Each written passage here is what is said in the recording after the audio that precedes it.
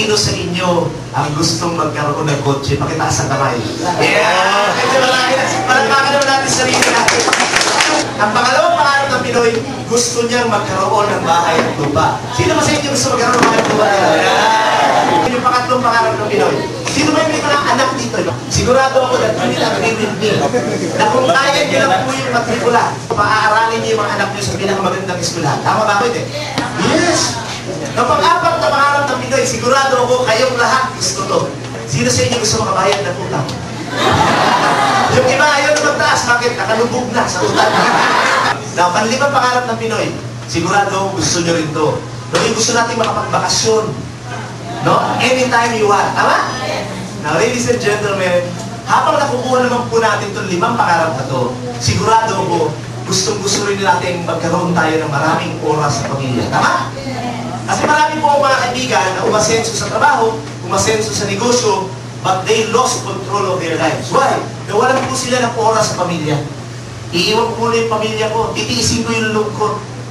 Kasi magtatrabaho ako sa abroad, magpapaalipin ako doon, magpapamaid ako doon, para pagbalik ko dito, makuha ko yung mga pangarap namin. And it's very, very sad to say na pagbalik dito, iba na rin yung pamilya niya. Di ba?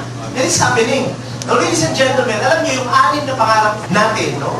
Yung pag-abot nito, sigurado, this will bring about happiness and contentment. Bakit yung nasabi sa inyo na itong negosyo natin, natutulungan tayo makakuha yung mga pangarap natin? Kasi marami na po kasi mga tao dito na ordinaryo lang. Nakita niyo naman kanina sa TV. Napanood niyo ba si Jerry Ricablanca? Si Jerry Ricablanca is only a grade 1 student. Hindi nga niya natapos yun eh. Pero si Jerry Ricablanca po, kumikita po ng 100,000 a month yun. I have a business partner in the name of Gina Jestro. Ito po si Gina Jestro ay isang katulong sa bahay. Dahil I want one of you to read, no? Magkano yung kinikita ng katulong na yun? 118,828. Sige, ladies and gentlemen, itong katulong na to, kumikita na po ng 120,000 buwan. Na unang point ko, kung nakaya po ni Jerry Ricablanca na grade 1 lang, kung nakaya ni Gina Jestro na katulong sa bahay, imposibleng hindi mangyari sa inyo. Tama? Ano naman po yung sinasabi ko kanina ng concept na magbabago sa buhay natin?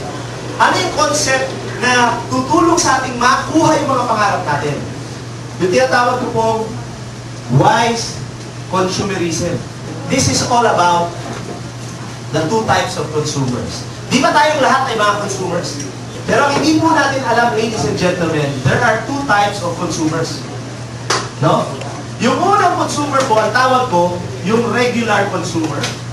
At yung pangalawa po, ay tinatawag natin wise consumer. Ano yung kaibahan ng regular consumer at saka wise consumer? Yung regular consumer, ito yung mga taong napakahilig magpalugi.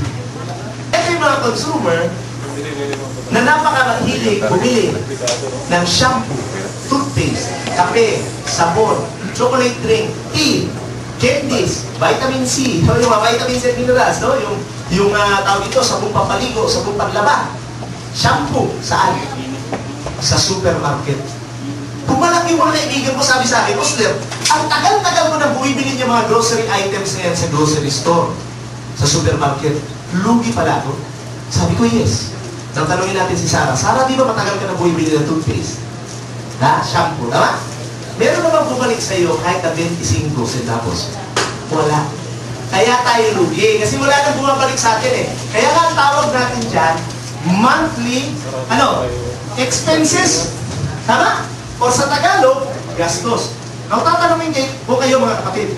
Okay ba sa inyong gamitin yung gastos yung buwan-buwan para kumita kayo ng pera? Okay ba yun? Okay. Sabi ng mga kaibigan ko, paano natin gagawin ng Osler yun? Gastos na nga yan.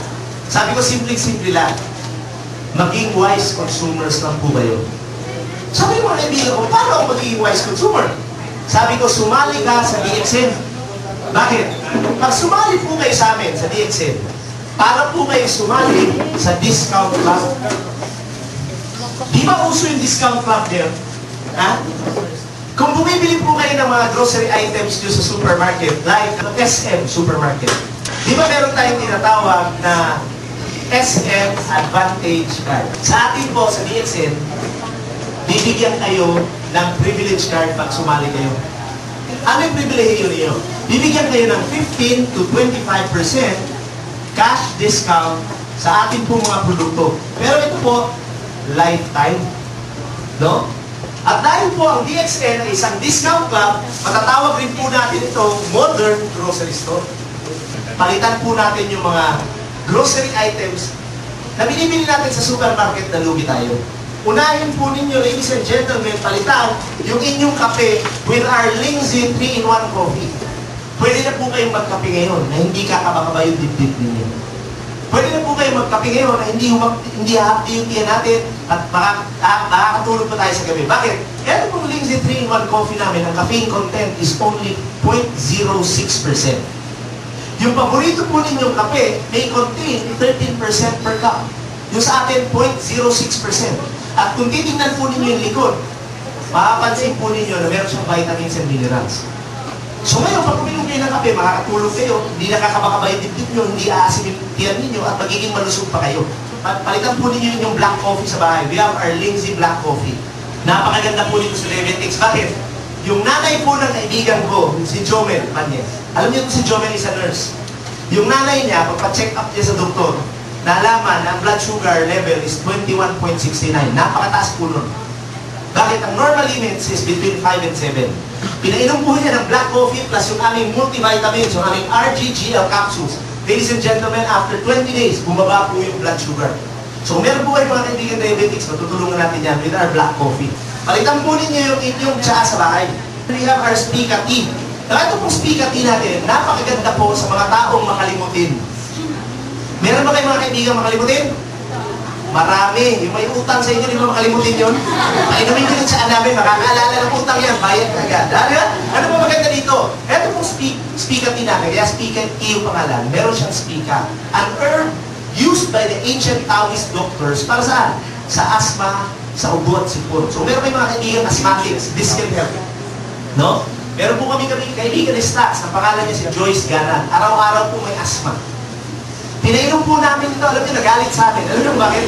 Araw-araw po siya for 2 weeks inubo. Nagsuka po siya ng mga plema.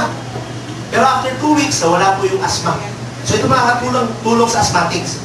Now, ang maganda pa po dito, sa Spica tea namin, maganda po ito sa mga taong hindi makatulog. Lalo na kung malaki yung utang nyo. Di ba hindi tayo makatulog?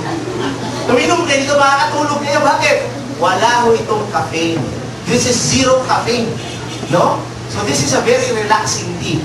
Na maganda rin po dito, makakatipid kayo. Bakit? Ang isang tea bag can make 4 liters of tea. Meron po kami chocolate drink, yung Coco Sheet chocolate drink. Sino po nangangailangan ito? Yung mga pamangkin nyo, yung mga anak nyo,